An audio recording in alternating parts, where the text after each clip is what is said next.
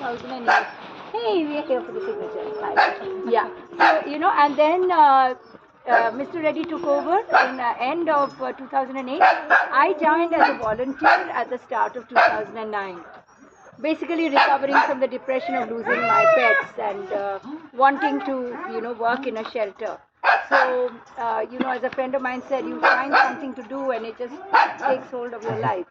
I'm just a very ordinary, average, middle class, I'm teacher, educated, in a normal school and had a very normal life. Yes, marriage didn't work out, kids didn't happen. I think it didn't happen because I was meant to do this. Because there's no time. I mean, I'm not saying that sadness doesn't catch me or sometimes a little depression doesn't catch me, but there's no time. You've got to keep going. There are 120 babies, and if I had a family, I would not be able to do for these babies. So I actually started because I was very depressed that my Doberman had passed and my mixed breed Indy was there.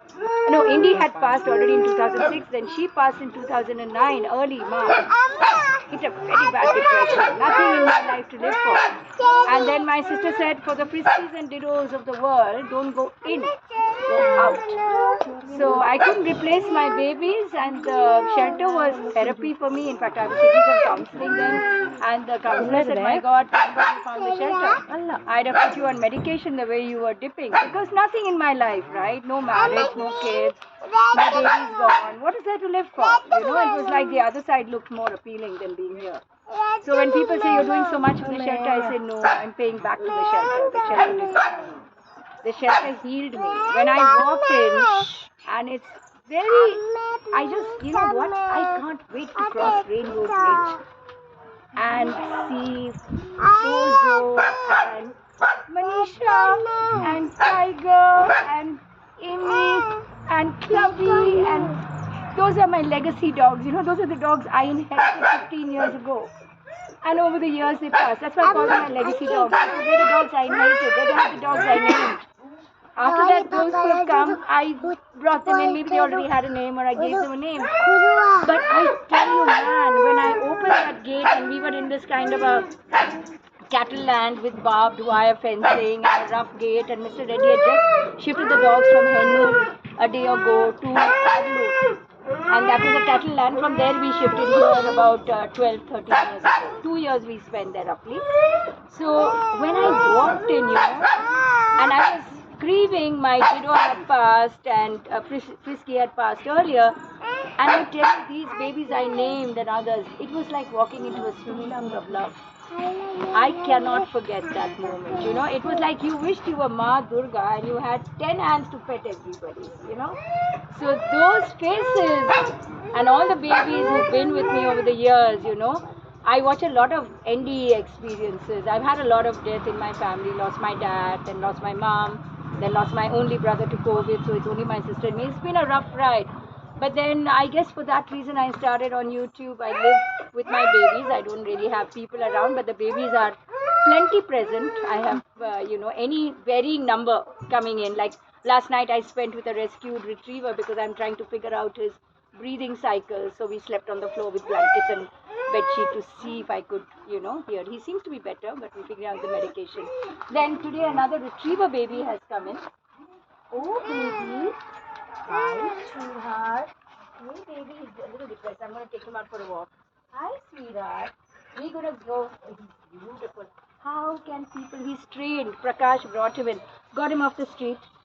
And I don't know whether I'm having a retriever season because my first dog was a retriever. Mm-hmm. And I had to beg at age 12 on my knees to my dad, who was Air Force. So I also went to Air Force, discipline-wise. You will clean up everything. So my sister and brother were 2 and 3, and I would have to come and clean all the papers that Ma would have put on all the peas and poos, and so that's been my story. And so I, when I lost Dido, and I was depressed, and my sister said, go out, and I rescued this dog that looked just like Dido, and then I said, I want to do a shelter for old dogs, so that they won't need chemo at the time. They need their blankets. They just need good food. They just need place in the sun. Some pain medication until God calls them to cross Rainbow Bridge. very few dogs I do put down if they scream in the face on vet advice. Otherwise, we are a no-kill shelter. We will want them to peace out on their own, not lying in their own pee and food, quality of life. But if they are not screaming with pain, they are able to manage even if they are limping. But they like their food, they have a right to live as long as they can. So then my dad said, what do you know about shelters? Go work in one. So 2009 I came in and I never looked back. 2012-13 we started looking and running the shelter. And then Robin, my fellow trustee, who's right now busy with work and job and all that, and searching also, satisfied. So we were volunteers and then we just became trustees to give a formal identity. So that's my story. I'm actually a qualified school teacher, piano teacher. I also teach piano when I find time. I'm wanting to do some workshop. Guys, before I forget, donations are fine for the shelter. I'm very blessed. People are donating. That's how we get by. And we keep it very transparent. We tell people you can pay the chicken wala, you can pay the clinic. I have dues there. So sometimes people will send 5,000 to the clinic, send me a screenshot. The receptionist will minus it from my total. So I keep it very transparent. So buying food for us or medicines for us or paying at the clinic or paying the supplier, that's how we manage the shelter. We're government registered, PAN number. I'm still trying to get the ATG, but it's like I encourage people to give how they want to give. It's not How about the shelter, Aditi? Is this a rented space or is it your space? Thing. See, this is by God's grace.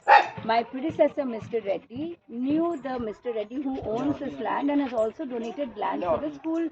There's an orphanage there. If you guys like kids, you should check out. There's an orphanage.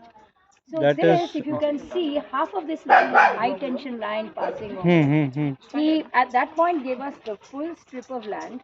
Then of course was a little, I don't know what, I even scolded him, but he actually sold off this land. Luckily the person who bought it, another Reddy, has bought it for investment purpose, and I said, look, until you need it, let my dogs play here. Otherwise technically that's the only space we have. Okay. His sister built here, another sister I think has the back strip, and this is taken, and then we only have a narrow passage to get access into that. So have you read Who Moved My Cheese? Any of you? Yes. Yeah. So my running shoes are around my neck because ever since the bridge was built over that railway line, the land prices rocketed. More people came to live here. So people are going to be now. They're doing a lot of construction there. There is one happening. So I am also trying to downsize. Actually, we used to hover around 100. Suren, remember? Yeah. With COVID, the numbers boomed. Yeah, right. Now I'm trying to see if I can figure out some good adoptions for people. But want to be very sure because we have a lifetime commit. I add humans. I want to be able to offer lifetime kenneling free, subsidized medication so that we tell the people who come in to adopt that we have your back always. And worst case scenario, baby comes back to us. Nobody does adoptions like that. They're like, you take the baby and we don't want to know any more about it. So that's the whole philosophy. So coming back to this, couple of things is yes, I hope I can find land. Americans saying I don't want to fix what isn't broken. As long as we can peacefully exist here, my focus now would be, thanks to you guys cleaning up, being able to maintain it and invite people to meet dogs so that I may be able to springboard some good adoptions.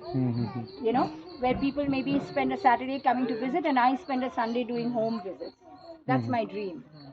If we can do that, then we can bring down some of the numbers of dogs who can get a good home and and if it's a home with individual attention, I will always vote for the home over the shelter. We do our best, but a shelter is finally a shelter. I also can only do so much. I have workers who are good. Thank God now we have good people, but they can only up to a limit do. So that's the dream, to now bring down the numbers. If we need to look for land which may be granted free of cost for a 10-year stint like we got this, because just to build another infrastructure, to shift all the metal structures, to create the septic pit, the power lines, a proper boundary to keep out snakes, I am looking at almost, 30-40 lakhs. Then I would actually go on to big fundraising platforms to raise that kind of money, and that's a very huge project. It's not a small project. You know, I have explored land when we thought, but it's very expensive. The minimum rent is 1 rupee per square foot. We need minimum 25,000 square feet. Where is 25,000 rent going to come from? We're not a profit for business entity, you know. And already the shelter expenses run into the region of well over a lakh, because you're looking at 3 guys paid at 15 each, 45. You're looking at rice coming in, that's about maybe 21. 850 for a bag of rice, multiply by 31, multiply 700 by 31 to get the price of chicken, add another 4k for the electricity bill, add tankers 500 per week, add gas cylinders at 1400 every 5 days, 6 gas cylinders. Now you do the math. I haven't even included medication, which I still get subsidized or free. You know, so we are, so to take on a rent of 25k is like not So now something. this space you can't make any. Okay, this is free then. Yeah, but Okay, we okay. can't make any permanent structure. Uh-huh. Many would feel I'm squatting. That will make them anxious. When I make these kind of metal structures, they can be moved in a day. Right, right, They right, don't right. threaten. And Mr. Reddy had made the boundary walls. Okay. So that's the enclosed So space. that space will be there for you. Technically, Uh-huh. I did my homework. Uh-huh. Rules was broken. You Uh-huh. don't build under a high tension You line. can't. Right, right. You're actually supposed to keep 10 meters clear for linesmen to work on either side. And tragic information is we are right in the red zone. When I spoke to the electricity guy, senior officer, he's very compassionate. He's like, Aditi, I am not sending anyone to you. Because the next thing I'll be sending you is an eviction notice. You're not supposed to be there. Who said? No, the electricity, because it's high I had a tension, no? meter box problem and I had to speak to one very nice gentleman in the KEB, Karnataka Electricity Board. And I was telling him, can you come and check and all? And he said, look, So this land. anything is unofficial, get your electrician to do and talk to me. Because if I send and there's a complaint, you will get an eviction notice. You're not, this is place, you know, the Reddys are